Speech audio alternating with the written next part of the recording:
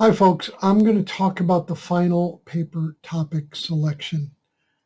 And this is critical to your success as it's going to be about a third of your final grade.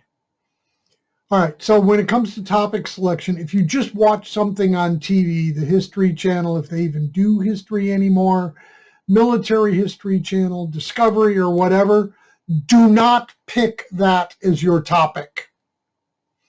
Topic selection. It's a Goldilocks problem, not too big and not too small. Topic selection. It's an interest problem. Not enough interest and you're going to get bored. Too much interest and you lose perspective. Therefore, avoid things like your grandfather or your father or your great-grandfather or your great-uncle twice removed in World War I, the Civil War, the Spanish-American War, whatever. Avoid that specific kind of a thing. If you're interested in your grandfather's service in World War II and he was in the Battle of the Bulge, pick the Battle of the Bulge. Don't pick the umpteenth infantry regiment, okay? Topic selection. It's a time problem. Absolutely nothing past 2000.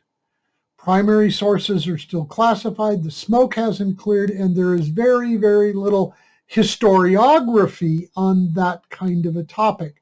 I prefer events pre-1990. The historiography is typically much richer. When I say nothing past 2000, I'm not talking about the literature, I'm talking about the event. So nothing past 2000, preferably even further back than that, because if you start dealing with, American reaction to terrorism in the late 1990s, yeah, the historiography just isn't really going to be there. Okay, next slide. I am not really concerned about a why question, though when it comes time to write an essay in other terms, or for your capstone, you want to try and focus on either a why or a how question. Who, what, and when lead to strict narrative. How and why lead to analysis. But like I said, I'm not really concerned about a why question. You can't really develop one until after you've done the historiography anyway. Instead, topic area. Air Corps equipment development, 1919 to 1939. Women's suffrage in the 19th century, the black middle class in the Jim Crow era, something along that line.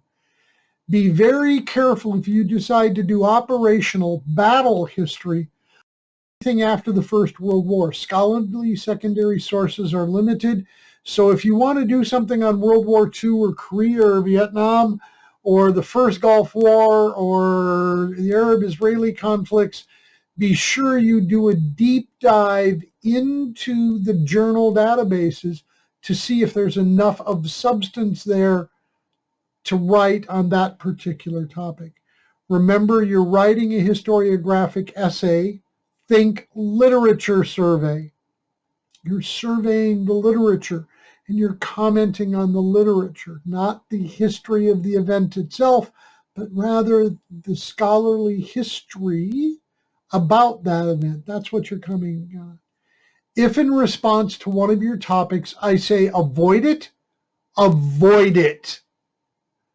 I'll give you an alternative, or I'll pick one of your other topics to emphasize. But if I tell you not to do a topic, there are reasons for that. Feel free to ask me, hey, Doc, why don't you think I can do this? And I will tell you.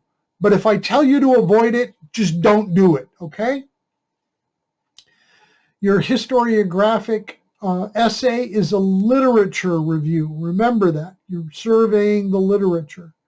It examines the previous scholarship on a topic. It does not rely on or ever even use primary sources. It focuses on argument, not on particular authors or text. It does not develop an argument on the topic. Rather, it develops an argument on the previous scholarship.